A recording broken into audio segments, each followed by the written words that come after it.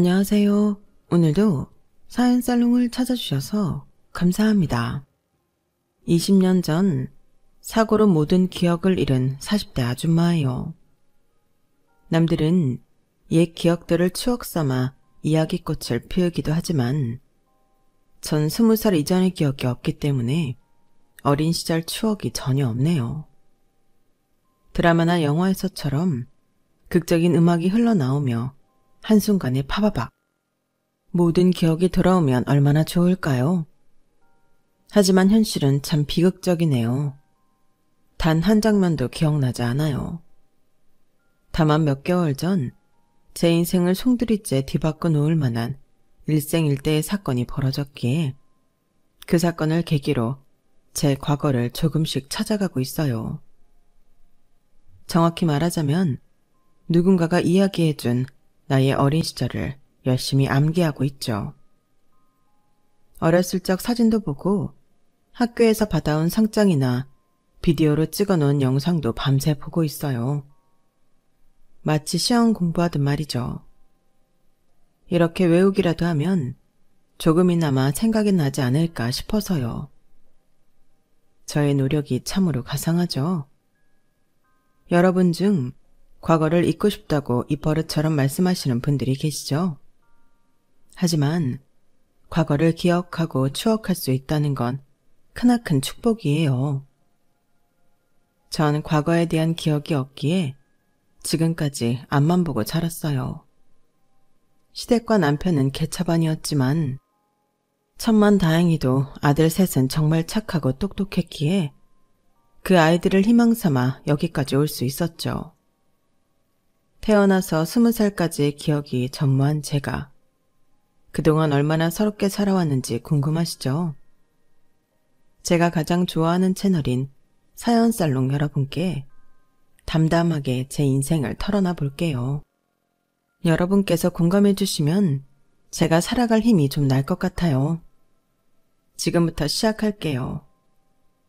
막상 이야기를 펼치려니 어디서부터 시작점을 잡아야 할지 모르겠네요.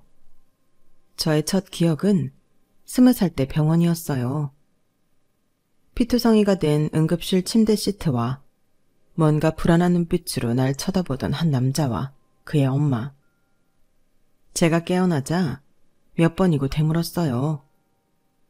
뭔가 확인이라도 하려는 듯 말이죠. 이제 정신이 좀 들어요. 나 기억나요? 내가 누군지 알겠냐고요. 그들이 누군지 여기가 어딘지 너무 혼란스러웠고 특히나 머리가 깨질 정도로 아팠기 때문에 말할 기운도 없었어요. 아무것도 모르겠어요. 여기가 어디예요? 짧은 대화 후 입원실에서 계속 치료를 받으며 조금 진정이 되더군요.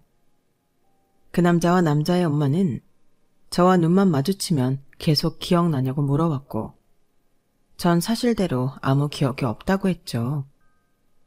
주치의 말로는 제가 머리를 크게 다쳐서 지금까지의 기억과 약간의 인지 능력까지 모두 잃었다고 하더군요.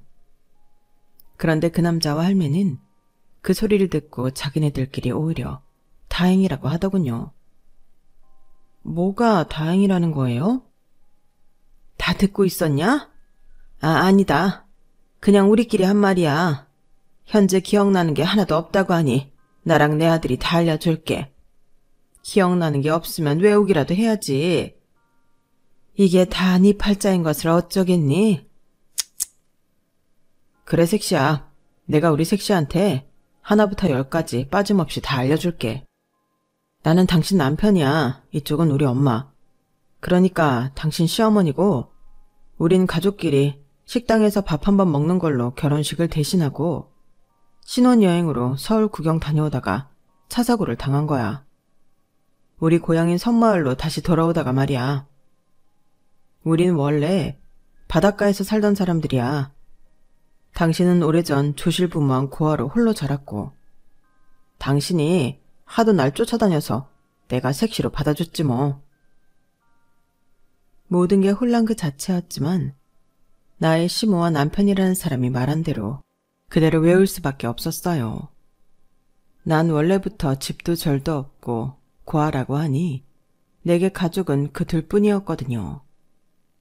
당시엔 오히려 그들에게 고맙다는 생각이 들더군요. 고마워요. 이렇게 날 살려줘서. 의사 말로는 하마터면 죽을 수도 있었다고 하는데 그래도 목숨은 건졌네요. 옆에 있던 시모가 한마디 하더군요. 그래. 우리가 바로 네 생명의 은인이다. 앞으로 우리한테 충성을 다 바쳐야 할 거야. 알았냐? 드라마에서 보면 머리를 크게 다쳐 기억 상실에 걸린 주인공은 딱 기억만 잃잖아요. 하지만 현실은 그렇지 않더군요.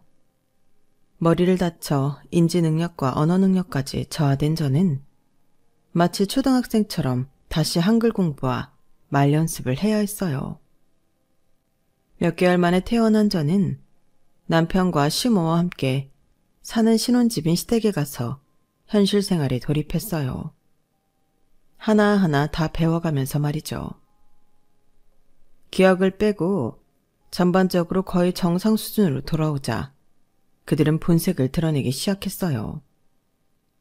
나한테 섹시하며 잘해주던 자상한 남편은 아주 거칠게 행동하며 날 무시하기 시작했죠. 시모라는 사람은 더했어요. 본인은 집안일하면 죽는 사람처럼 손 하나 까딱 안 하고 절 다 시키더군요. 그땐 세 식구뿐이었으니 뭐 그러려니 했어요. 가르쳐준 대로 집안 구석구석을 열심히 쓸고 닦았죠. 제가 몸이 완전히 제 컨디션으로 돌아오자 이젠 돈 벌어오라며 등을 떠밀더군요. 섬마을에서 해녀로 오래 일했다던 시모는 이젠 제게 해녀 일을 하라고 시켰어요. 난 이제 늙고 병들어서 몸 움직이기도 힘들구나. 네가 나가서 돈 벌어와라. 네 남편이 고기 잡아서 푼돈 벌어오는 걸로는 우리 세 식구 입에 풀칠하기도 힘들지 않냐? 게다가 너희 부부 애도 낳아야 할 거고 애 키우려면 생활비가 더 들어갈 텐데 그거 어떻게 충당할 거냐? 내가 젊어서 해녀로 일했던 것처럼 너도 물질 배워서 해녀로 먹고 살도록 해. 어머님, 늙고 병들었다기엔 어머님 너무 팔팔하신걸요? 그럼 제가 밖에서 돈 벌어오면 어머님이 집안일 좀 해주실 건가요? 맨날 동네 할머니들하고 화투만 치러 다니시고 아무 일도 안 하고 밥 먹고 누워서 드라마만 보시잖아요. 화투 치시는데 필요한 미천만 뜯어가려 하시고 정말 너무하세요. 제가 이 집안의 노예인가요? 남편도 그렇고 어머님도 절 밥대기 취급만 하시고 너무하세요. 야, 넌 이 집안에 원래 일하러 들어온 여편네 아니더냐? 그럼 잠자코 일하고 돈 벌고 애나 낳고 그렇게 사는 거야. 인생 뭐 별거 있냐? 그러다 가는 거지. 그리고 내가 코스톱으로 얼마나 돈을 잘 불리고 있는지 알기나 해? 은행 이자에 2배는 넘게 불린다고. 내 실력을 뭘로 보는 거야? 너는 마냥 내가 노는 걸로 보이냐? 하도 닥달을 해대니 해녀 일을 해야만 했어요. 남편도 조그만 고깃배로 벌어들이는 본인 수입이 변변치 않으니 같이 맞벌이 하자고 대놓고 말하더군요. 물질 하다 보면 별로 어렵지 않아. 젊었을 때 고생은 사서도 한다는데 한번 해봐. 물을 무서워하는 전 진짜 죽음의 공포를 느끼며 해녀 일을 해야만 했어요. 반찬값이라도 벌어야 한다는 생각으로 말이죠. 같이 하던 해녀 할머니들이 제게 그러더군요. 하유, 물을 그렇게 무서워하면서 무슨 물질을 한다고 그래. 대개 시애미가 시키더냐? 그 옆에 내는 자기도 물질하기 싫다고 몇 년을 서울로 도망가 놓고 며느리는 물질을 시키고 지랄이래. 네? 우리 어머님 여기서 쭉 사시던 분 아니에요? 아니요. 물질도 몇 번 안 해봤어. 자기 남편 쓰러지니까 간병하기 싫다고 아들만 데리고 서울 가서 파출부 노릇하며 쭉 살다가 남편 죽으니까 쓱 내려왔구만. 아들 섹시 하나 데리고 말이야. 참으로 지독한 여편네야. 병든 자기 남편을 버리다니 참네. 시모는 왜 나한테 그 사실을 속였는지는 모르겠지만 어쨌든 해녀일도 몇 번 안 해본 시몬은 제게 해녀일을 계속 강요했어요. 조그만 섬마을에서 돈 벌 수 있는 일이 별로 없었거든요. 이쪽 저쪽에서 치이느라 전 생리가 멈추고 뱃속에 아기가 자라고 있는지도 모르고 지나치고 있었어요. 그런데 어느 날 해녀일을 마치고 해녀복을 벗고 평상복으로 갈아입었는데 하혈을 했는지 바지가 금세 핏빛으로 젖어버리더군요. 같이 일하던 해녀 할머니가 더 놀라셨죠. 아이고 섹시해. 얼른 병원 가봐. 밑으로 웬 피를 그렇게 많이 쏟아내. 그러다 쓰러지겠어. 가만히 있어봐. 내가 119에 전화해줄게. 그렇게 응급실에 가서 검사해본 결과 임신이 됐다가 유산된 거였어요. 꼭 아기를 잃었다는 사실보다 그렇게까지 내몰리게 된 내 자신의 처지가 서러워 눈물이 하염없이 흐르더군요. 소식을 들은 남편과 시모도 응급실로 찾아왔어요.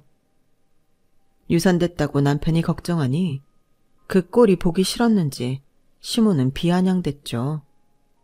아이고, 야 아들아, 너 내가 쓰러져도 그렇게 호들갑 떨 거냐?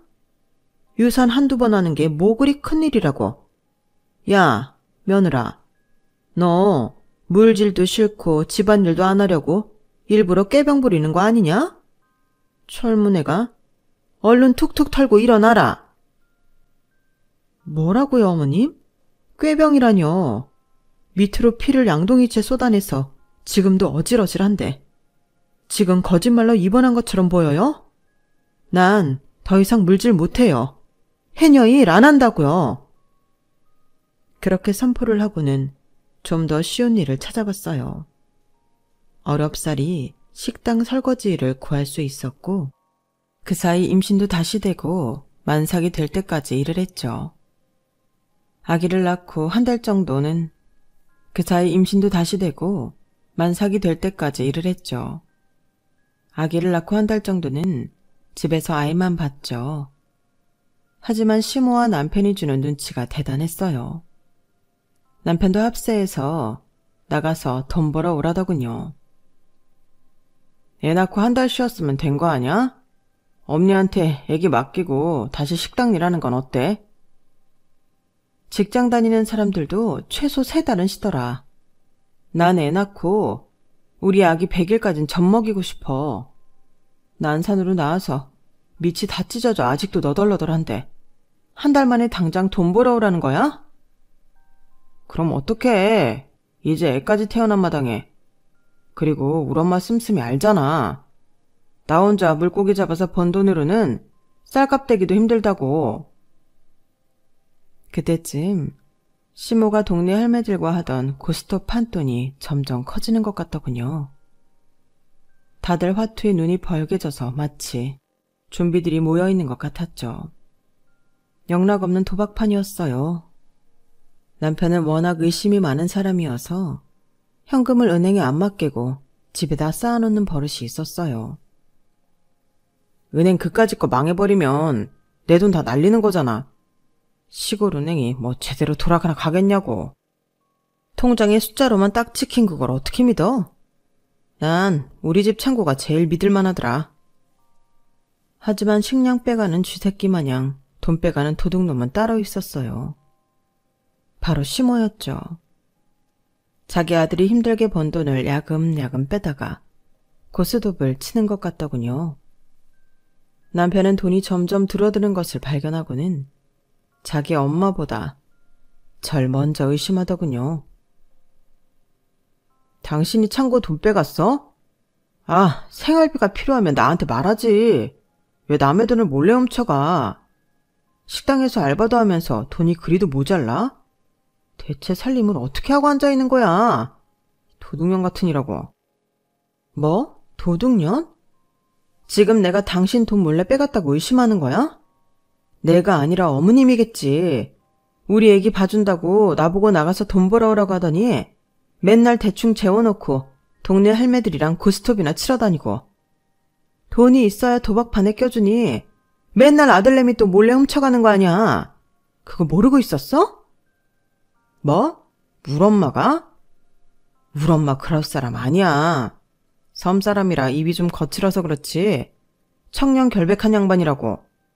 그리고 오래전부터 갱년기 우울증이 와서 취미로 화투 몇 번 치는 걸 가지고 시어머니를 담이 도박꾼이라고 매도해? 너 진짜 안 되겠구나.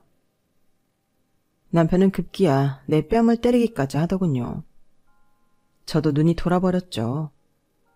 하지만 자기 엄마만 감싸고 돌며 절 도둑년 취급하는 게 더 억울했어요. 물증을 잡아야겠다고 생각했죠. 어찌저찌 어렵게 홍캠이라는 걸 중고로 사서 창고 근처에 몰래 설치해놨어요.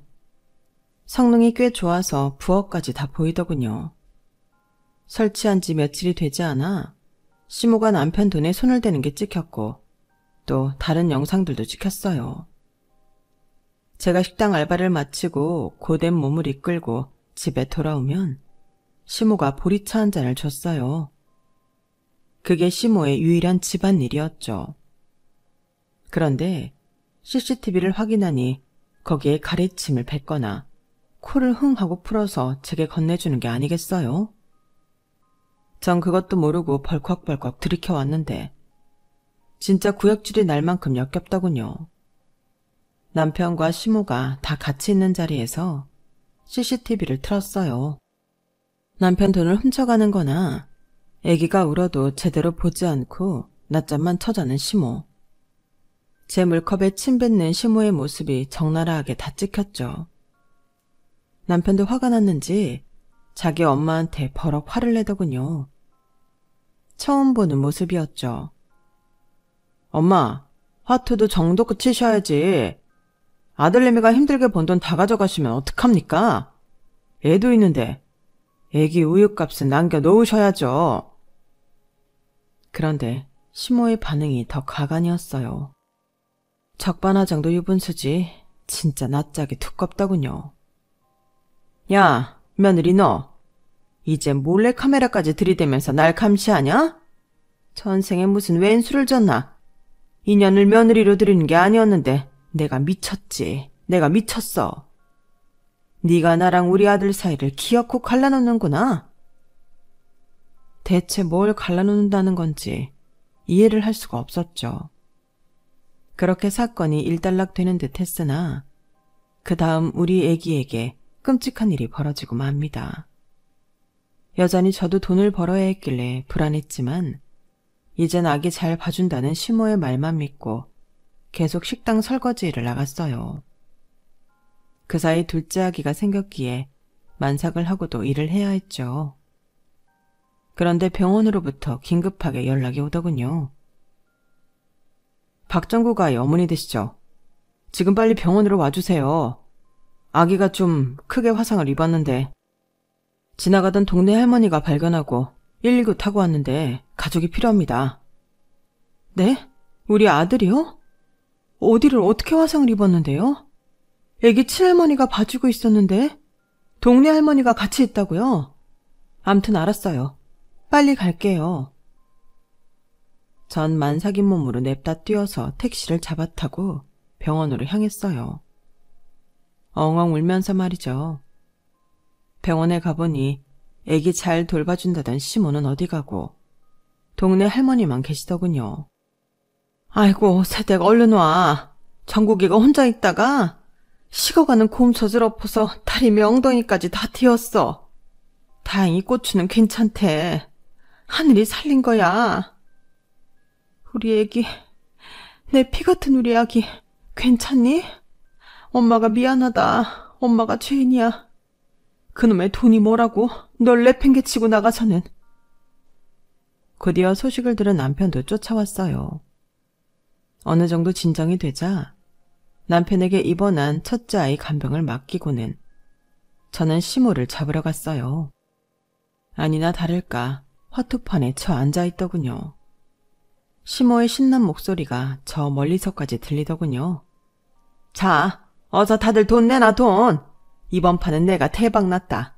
대박이여. 으흐 신난다. 내 아들을 사지로 몰아놓고는 신나게 화투나 치고 있더니 시모의 뒷모습을 보자니 사리가 느껴졌죠.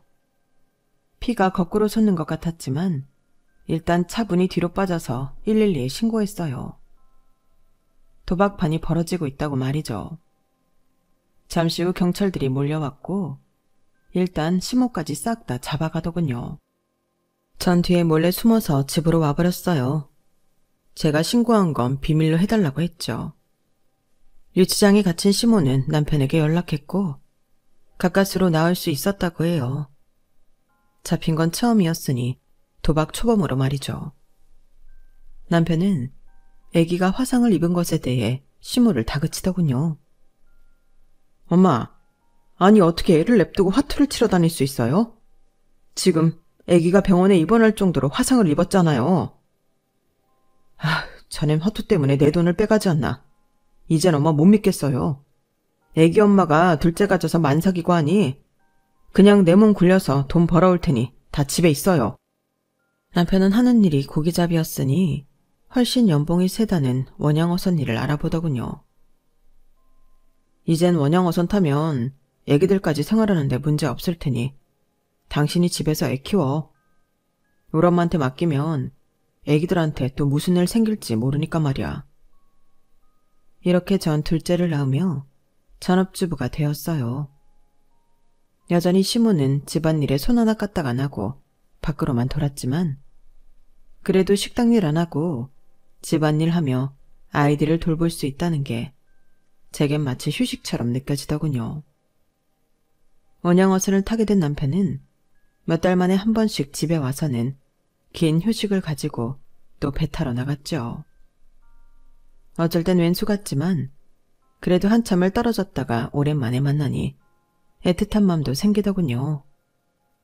그래서 그런지 셋째가 금방 들어섰어요. 그런데 셋째 임신 소식을 들은 남편의 반응이 황당하기 그지없었죠. 뭐? 또 아기를 가졌다고? 당신 그거 내 아이 맞아? 딴 남자랑 굴러먹다가 애 들어선 거 아냐? 내가 몇 개월씩 밖에 있는데 임신할 수 있는 거야? 지금 뭐라고 했어, 자기? 뚫린 입이라고 아무 말이나 해대는 거야? 집에 오면 한 달씩은 있다 가면서 그 시간들은 생각 안 해? 이 시골 섬마을에 바람필 남자가 누가 있다는 거야? 애기들 돌보며 공주님처럼 손 하나 까딱 안 하는 어머님 뒤치다거리까지 다 내 몫인데 대체 바람필 시간이 어디 있다는 거야? 당신만 일하러 다니는 줄 알아? 난 집에서 24시간 움직이고 있다고. 맘 같아선 셋째 아이를 지어버리고 싶더군요. 지금 생각하면 진짜 끔찍한 생각이었죠. 그런 생각을 잠시나마 했다는 자체가 우리 셋째 아이한테 너무 미안하네요. 그렇게 셋째 아이를 남편이 배 타러 장기 출장하고 있는 상태에서 혼자 낳았어요. 그런데 아직도 남편은 제가 의심됐는지 셋째 아기를 낳자마자 기다렸다는 듯이 무언가 요구하더군요. 셋째 아이가 진짜 내 새끼가 맞는지 유전자 검사할 거야. 남편의 의심병은 그때부터 점점 커져만 갔어요. 안 그래도 팍팍한 삶 속에 남편마저 저를 의심하다니 진짜 기운 빠지는 일이었죠. 마음대로 해. 유전자 검사를 하든지 말든지 마음대로 하라고. 검사 결과 당연히 친자로 나왔죠. 제가 다른 남자를 만날 겨를이 어디 있겠어요. 게다가 섬마을엔 죄다 꼬부랑 할배들 뿐이었는걸요. 더럽고 치사하고 진짜 너무 억울했지만 울분을 참고 또 일상생활로 돌아와야 했죠. 전 이미 새 아이의 엄마가 되었기에 나만 바라보고 있는 우리 아이들을 책임져야 했거든요. 아들만 셋을 낳았는데 우리 아들들은 너무 고맙게도 착하고 똑똑하게 커주었어요. 서울 아이들은 과외며 학원이며 사교육도 많이 시킨다는데 외부와 철저히 단절된 이 섬 구석에 과외 선생님이 어디 있겠어요. 다행히 화상 과외라는 게 있다기에 서울로부터 화상으로 수업을 받기도 했죠. 역시나 컴퓨터 앞에서 화상으로 아이 선생님과 학부모 상담을 하는데 선생님께서 이런 말씀을 하시더라고요. 어머님, 지금 첫째 정국이와 둘째 정찬이가 영어랑 수학 수업을 받고 있잖아요.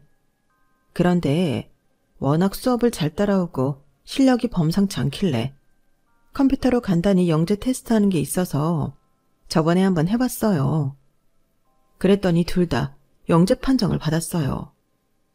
간이 테스트이기에 정확치는 않지만 제가 가르쳐왔던 학생들 중 가장 머리가 똑똑하고 실력이 좋은 것 같아서 어머님께 말씀드립니다. 서울로 한번 나오셔서 정식으로 영재 테스트를 받아보시고 그에 맞는 교육을 시켜주시면 어떨까요? 네? 우리 아이들이 영재라고요? 어려서부터 꽤 똘똘한지는 알고 있었지만 그 정도인 줄은 몰랐는데 애기 아빠랑 한번 상의해 보겠습니다. 고맙습니다, 선생님. 우리 아이들이 똘똘하다는 건 정말 기쁜 일이었지만 우리 형편상 영재 교육이며 특히 서울로 와서 교육시키라는 건 꿈처럼 먼 일이었죠. 일단 남편에게 전화로 상의나 해봤어요. 하지만 돌아오는 대답은 뻔할 뻔짜였어요. 야, 넌 엄마로서 애들 데리고 섬마을에서 조용히 살 생각이나 할 것이지. 뭐? 영재교육? 서울? 웃기는 소리 취하고 앉았네. 넌 남편이 돈 벌어다 주니까 돈 버는 게 쉬워 보이지? 고아년 데려다가 밥 주고 집 주고 했더니 바라는 게 한도 끝도 없네. 우리 애들도 고등학교만 졸업하면 원양어선 태워서 돈 벌게 할 거니까 잠자코 애들 밥이나 먹여서 힘나 키우게 해. 힘이 세야 고기도 잘 잡는다고. 뭐? 당신 말이 너무 심한 거 아니야? 어머님이 나보고 야 거리니까 이젠 당신도 나한테 그렇게 막대하네? 우리 애들도 원양어선 태운다고? 당신이 그렇게 힘들면 우리 애들은 펜대 굴리면서 쉽게 돈 벌 수 있도록 역량을 키워줘야지. 밥이나 먹여서 힘 키우라고? 그게 아빠로서 할 소리야? 똑똑한 아이들 제대로 교육시킨다는 게 그렇게 욕 들을 일이야? 됐어. 당신이랑 말이 안 통해. 끊어. 옆에서 전화통화를 듣고 있던 시모도 한마디 거들더군요. 야, 너 힘들게 일하고 있는 네 서방한테 말본세하고는? 그리고 애들 데리고 네가 서울로 가버리면 내 밥은? 집안일은 누가 다 하냐? 자고로 한번 밥대기는 영원한 밥대기인 거다. 그냥 섬마을에서 조용히 살다 죽을 생각이나 해. 남편과 시모의 강한 만류로 일단 한풀 꺾이긴 했지만 우리 아이들을 제대로 된 교육시키며 잘 키워보고 싶단 마음은 몽글몽글 점점 커져만 갔어요. 서울에 대해 찾아보기도 하고 마치 팬이 좋아하는 연예인에 대해 막 찾아보듯이 서울살이, 교육, 교통, 서울의 동네들에 대해 다각도로 검색해봤죠. 그러다가 남편이 아주 오랜만에 집에 왔고 다시 한번 얘기를 꺼내봤어요. 그랬더니 또 제 뺨을 때리며 상을 뒤집어 엎고 집안을 난장판으로 만들더군요. 야, 너 또 서울 얘기 꺼낼 거야? 오라. 네 인연, 네가 처음에 서울 얘기 꺼낼 때부터 내가 예상하고 있었어. 너 서울에 기둥서방 하나 생긴 거 맞지? 그놈 만나러 서울 간다는 거지 지금? 어디서 몰래 연락하며 바람을 펴대. 이 불순한 것 같으니라고. 지금 나 때린 거야? 내가 이 고생을 다 해가며 왜 맞아야 해? 대체 내가 뭘 잘못했길래 이 의심병자야. 아무리 의처증이 심해도 사람 봐가면서 꼬장 부려야지. 뭔 남자야 남자는 애들만 바라보고 사는 사람한테. 대체 날 왜 때려? 억울하고 분통해서 더 이상은 당신이랑 못 살겠다. 나 혼자 애들 데리고 서울 올라갈 거야. 우리 이혼해. 뭐? 이혼? 참네. 그래 좋아. 그 대신 애들은 당신이 셋 다 키워. 애들 다 데리고 서울이든 어디든 가버리라고. 양육비 한 푼도 안 줄 거니까 그렇게 알아. 애는 나 혼자 낳았어? 아빠라는 사람이 양육비를 못 주겠다고? 양육비 안 주면 당신 소송할 거야. 그렇게 으름장을 놓았지만 나중에 진짜 양육비를 안 줄 때 변호사를 선임해 소송할 정신도 없더군요. 각박한 서울살이에 저 혼자 애새 키우느라 똥구녕이 빠지게 이리 치워 살았죠. 어쨌든 지 마음에 안 들면 폭력을 일삼는 남편과 도박꾼이자 성격 개차반인 시모와 그렇게 남남이 되고 서울로 애 셋 데리고 올라왔어요. 이혼이며 상경이며 모든 게 얼떨결에 결정된 일이라 아무 준비도 없이 맨몸으로 올라왔죠. 그래도 아이들이 어느 정도 커서 혼자 집에 있을 수 있었기에 일단 학교에 보내놓고 하루 종일 일을 했어요. 명절날 포함해서 365일 단 하루도 안 쉬고 일했어요. 목욕탕 때밀이 백화점 청소부, 파출 보며 전단지 돌리기, 박스 공장에서 박스 조립하기 등등 안 해본 일이 없었죠.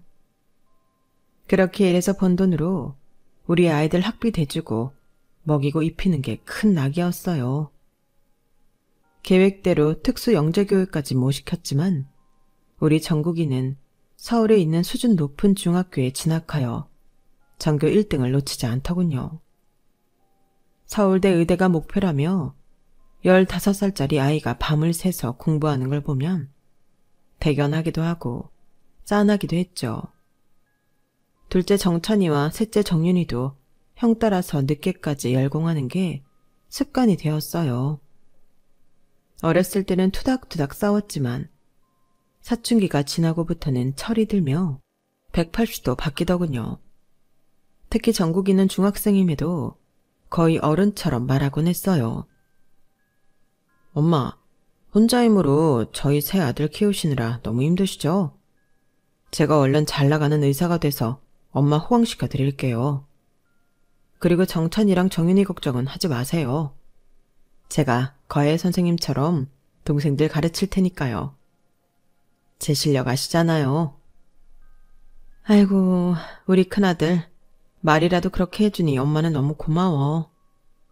아무 가족도 없는 엄마가 너희들 없었으면 어떻게 살았을까 싶어. 너희들은 내 생명이나 다름없어. 엄마가 죽을 때까지 지켜줄 거야. 진심으로 목숨을 다 내주어도 아깝지 않을 내 새끼들이었어요. 세상에 내 핏줄은 우리 아이들이 유일했으니까요. 그런데 그 생명과도 같던 우리 아이들에게 불행한 일이 닥치고 맙니다. 자주 코피를 흘리고 약했던 우리 셋째 아들 정윤이를 데리고 처음으로 큰 병원에 가서 검진해봤더니 세상에 이럴 수가. 혈액암 진단이 나온 거예요. 우리가 백혈병이라고 일컫는 병이었죠. 의사로부터 진단을 듣는데 사지가 발발 떨리더군요. 선생님, 그게 무슨 말씀이세요? 백혈병이면 우리 막내가 죽을 수도 있단 말이에요? 안 돼요.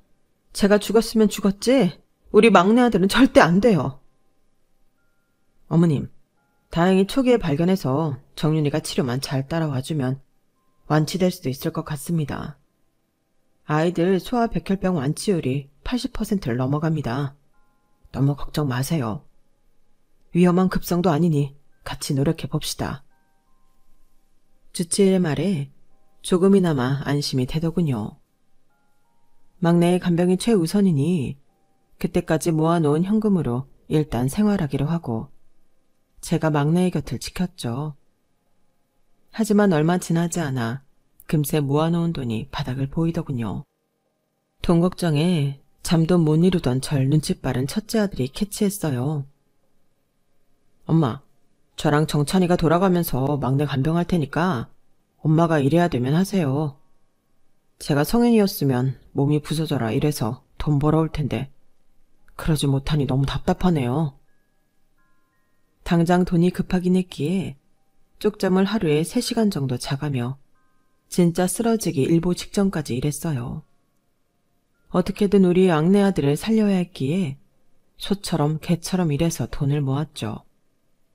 밥 먹을 시간과 돈이 너무 아까워 삼각김밥으로 대충 때우고 손님이 먹다 버린 음식 주워 먹으며 거지처럼 살았어요. 에휴, 그때를 다시 떠올리니 너무 서러워서 눈물이 다 나네요. 돈 없는 사람에게 이 세상은 너무 춥고 각박하기 그지없었죠. 돈이 있어야 사람 대접받는 세상이더군요. 다행히 셋째 아들은 어느 정도 치료가 되어 퇴원할 수 있었고 정상적으로 학교 생활도 할 수 있었어요. 종교도 없던 저였지만 그때 당시엔 하루에 12번도 더 바닥에 무릎 꿇고 절을 했던 것 같아요. 우리 아들 살려주셔서 감사합니다. 앞으로 우리 아들들 다시는 아프지 말게 해주세요. 제발요. 찢어지게 가난한 우리 집 가정 형편상 공부에 제대로 매진도 못했던 첫째 아들은 본인이 원하던 서울대 의대는 못 갔지만 지방에 있는 의대에 합격할 수 있었어요. 괜시리 제가 다 미안하더군요. 정국아, 엄마가 더 밀어주지 못해서 미안하다. 네가 평범한 가정에서만 태어났어도 서울대 의대는 물론 하버드 의대도 갈 수 있지 않았겠니? 엄마, 농담도 참 잘하시네요. 엄마는 최선을 다하신 거예요. 제가 시험에 잠깐 삐끗해서 몇 개 더 틀려서 지방 의대를 가게 된 거죠 뭐. 근데 엄마, 여기도 엄청 센 곳이에요. 기숙사 살면서 훌륭한 의사가 되기 위해 열심히 공부할 테니 기대해 주세요. 이렇게 성격 좋고 유쾌한 아들이라니. 내 아들이지만 존경스럽기까지 했어요. 둘째 아들은 순수 과학을 공부하고 싶다며 과학고에 진학했는데 원하던 서울대 자연계열에 합격하더군요. 백혈병을 이겨낸 셋째도 연약한 몸을 이끌고 형들 따라서 열심히 공부하곤 했죠. 우리 아들들만 보면 정말 밥을 안 먹어도 배불렀어요. 남편복, 시댁복, 부모복 없는 내가 자식복 하나만큼은 타고났나 보구나. 이 정도로도 감사드려야지. 이런 생각으로 하루하루 감사하며 열심히 살았죠. 저도 어느덧 40대에 접어들어 3, 4개씩 일을 하는 건 무리였어요. 대학생이 된 아들들은 엄마한테 부담될까봐 본인 학비며 생활비까지 알바로 충당하더군요. 대견했죠.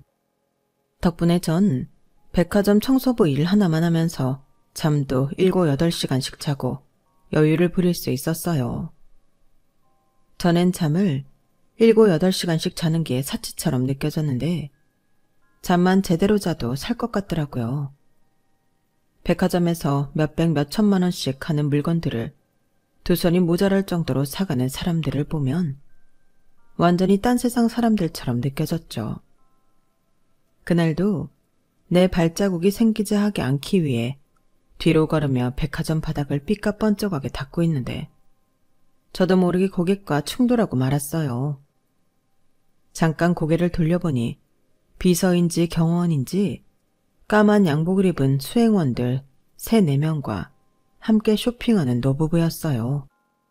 아차, 엄청난 부자를 잘못 건드렸구나 싶었죠. 아니나 다를까 그 경호원 중 한 명이 제게 큰 소리로 다그치더군요. 아니 아줌마, 제대로 보고 닦아야지. 뒤에 회장님 내려가 계시는데 무작정 엉덩이로 들이밀면 어쩌자는 거야 더럽게. 괜찮으십니까 회장님? 죄송합니다 고객님. 제가 잠시 딴 생각을 하다가 그만. 혹시 다치신 데는 없으시죠? 앞으로 주의하겠습니다. 다시 한번 사죄드립니다. 존 노부부와 눈을 마주치며 다시 한번 사과를 했죠. 혹시라도 백화점 관계자에게 클레임이라도 걸면 큰일이었으니까요. 그런데 제 얼굴을 본 회장님 내외라는 노부부의 얼굴이 사색이 되더군요. 그리고는 제 팔을 붙잡고 다짜고짜 물었어요. 너, 세화야, 내 딸 세화 맞지? 그동안 어디 있었던 거야? 왜 엄마 아빠를 찾지 않았던 거야? 네가 왜 여기서 청소를 하고 있어? 대체 20년간 어디서 어떻게 살고 있었던 거야? 세화요? 전 김방인데요. 제가 20년 전에 큰 사고로 기억을 잃고 남편과 시어머니랑 섬마을에 가서 아들 셋 낳고 살다가 이혼하고 서울로 올라온 건데 제가 딸하고 얼굴이 비슷한가요? 저도 혼란스럽네요. 뭐? 20년 전에 사고로 기억을 잃었다고? 그래서 네가 이 엄마를 찾지도 못하고 엄마 아빠 없이 외딴 섬에서 산 거구나. 아, 불쌍한 우리 새와. 우리가 네 부모야. 우리 얼굴 기억 못하겠니? 넌 20살 때 얼굴 그대로구나. 근데 남편이랑 시어머니가 누구길래 너한테 부모 얘기를 안 해준 거야? 혹시 이 말자 박종문 맞니? 우리 시어머니랑 남편 이름을 어떻게 아세요? 맞아? 괘씸한 년놈들 같으니라고. 웬 여자가 아들 하나 데리고 워낙 불쌍해 보이길래 우리 집에 살게 해주면서 파출부일 시켰더니 은혜를 웬수로 갚아?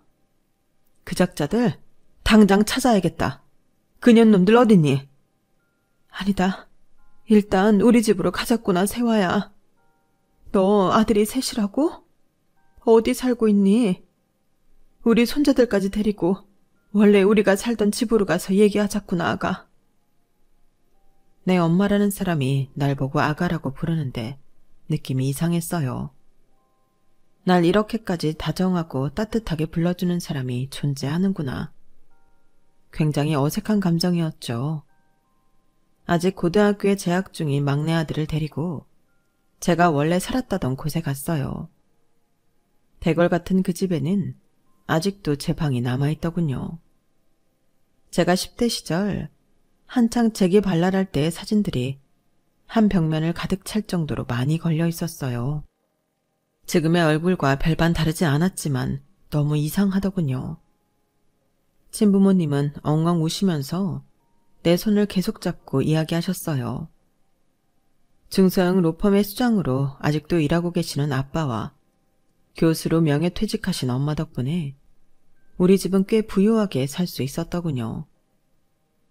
엄마는 설명을 이어갔어요. 아, 글쎄, 아들 딸린 불쌍한 파출부를 데려다가 방앗간까지 내어주며 입주 도우미로 써줬는데 그 아들이 점점 크면서 널 좋아하는 티를 내는 게 아니겠니? 그냥 그러다가 끝나려니 했는데 20대가 되자 그 아들놈이 널 강제로 덮치려고 했고 그 현장을 목격하고는 아들과 엄마를 바로 내쫓아버렸지. 마음 같아선 콩밥을 먹이고 싶었으나 손이 발이 되도록 무릎 꿇고 사정하는 통에 그냥 내쫓는 걸로 끝났지. 그런데 그 후로 며칠 지나지 않아 20살인 네가 사라져버렸어. 실종신고도 하고 별짓을 다 했지만 찾을 수 없었지. 엄마 아빠는 외동딸이 네가 없어지고는 거의 몇 년간 사람답게 못 살았어. 죽음의 문턱까지 갔다 왔지 뭐니. 하지만 왠지 네가 살아있을 거라고 생각되더라. 우리 딸이 돌아왔을 때 정상적인 가정을 보여주고 싶어서 엄마 아빠 모두 다시금 열심히 살았지. 이렇게 우리 딸하고 생각지도 못한 예쁜 손주까지 만났구나. 엄마 아빠가 이렇게 열심히 살아온 건 다 네 덕분이야. 우리 부부는 다 늙어서 이제 돈 쓸 일도 없어. 이 재산들 다 네 거야. 넌 창창한 아들이 셋이나 있으니 앞으로 돈 들어갈 일이 많을 거야. 모든 걸 다 퍼줄게. 퍼즐이 조금씩 맞춰지기 시작했죠. 그 아들과 파출부였던 엄마가 바로 제 남편과 시모였던 거예요. 제가 기억을 잃어버리자 이미 결혼식을 올린 신혼부부인 것처럼 남편과 시모 행세를 했던 거죠.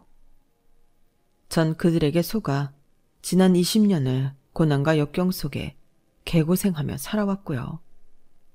그 년놈들이 제게 친부모와 집 주소만 바로 알려줬어도 부모님 밑에서 안락하게 살 수 있었는데 너무 분통하고 억울했죠. 전 쓰러져서 한참을 오열했어요. 그리고는 복수를 다짐했죠. 바로 전 남편에게 전화를 걸었어요. 야, 이 새끼야. 왜 사고 났을 때 바로 우리 엄마 아빠에 대해서 말해주지 않았어? 너 때문에 내 인생 꼬인 거 어떻게 보상할 거야? 잃어버린 내 20년을 어떻게 되찾아줄 거냐고. 너랑 네 사기꾼 애미 두 년놈들을 내가 죽을 때까지 족칠 거야. 다 망하게 만들 거라고. 뭐야? 내가 너 억지로 차에 태워서 달리다가 사고 난 것까지 다 기억났어? 아이씨, 누가 말해준 거야? 이런 재수없게 딱 걸렸네. 혹시 돈 많은 엄마 아빠 찾은 거야? 니네 집 엄청나게 부자였는데. 그럼 나 돈 좀 빌려주면 안 될까? 내가 애 아빠잖아. 예정을 생각해서 조금만 재산 떼어주면 안 될까? 뭐 이 새끼야? 네 애미랑 콩밥을 같이 먹을 준비나 해. 네가 그러고도 애기들 아빠냐? 넌 사람도 아니야 이 새끼야. 그 와중에도 돈 달라는 말을 하다니 정말 빌어먹을 인간이었죠. 날 겁탈하려던 이 남자와 부부의 연을 맺었다는 게 소름 끼칠 정도로 혐오스러웠어요. 부모님들은 일단 병원에 입원을 해서 기억도 최대한 들어오게 만들어보고 건강도 챙기라고 하셨지만 전 복수가 먼저였어요. 다행히 로펌의 수장이었던 아빠 덕분에 소송은 일사천리로 진행되고 있네요. 젖먹던 힘까지 짜내어 증거들을 수집하고 있어요. 지난 20년간 그 악마 모자에게 시달린 증거들 말이죠. 시모와 남편에게서 살려달라고 비명이 섞인 전화, 문자 등을 여러 번 받았지만 다 차단해버렸어요. 더 이상 말도 섞기 싫었거든요. 아이들로 양육비 한 푼 안 주고 엄마인 절 고생시킨 아빠를 싫어하고 미워해요. 그 점만큼은 다행이라고 생각해요. 저는 현재 아이들과 친정에 살면서 친부모님의 재력을 마음껏 누리고 있어요. 특히 백혈병에 걸렸던 셋째 아들한테는 전문적으로 케어해 줄 수 있는 간호사에 영양사까지 붙여주셨어요. 원하면 미국으로 유학 보내주시겠다고 하여 우리 아들들이 현재 영어 회화 공부에 전념을 다하고 있네요. 지네들끼린 영어로 대화하는데 거의 원어민 수준으로 발음도 참 좋네요. 그런 모습을 볼 때 엄마로서 가장 뿌듯한 것 같아요. 잃어버린 20년을 다 보상받을 순 없겠지만 앞으로 살아갈 3, 40년을 더욱 알차게 살아보려 합니다. 내 생명과도 같은 우리 새 아들들을 위해서라도 말이죠. 현재 삶이 팍팍한 분들이 계시다면 저처럼 큰 행운이 어느 날 갑자기 뚝 떨어졌으면 좋겠네요. 언젠간 해뜰 날이 꼭 있을 겁니다. 우리 모두 힘내자고요. 제 이야기를 끝까지 함께 들어주셔서 진심으로 감사드립니다. 여러분, 사연 댓글에 응원과 현명한 조언 부탁드려요. 좋아요와 구독은 저에게 큰 힘이 됩니다. 오늘도 좋은 일 가득하세요.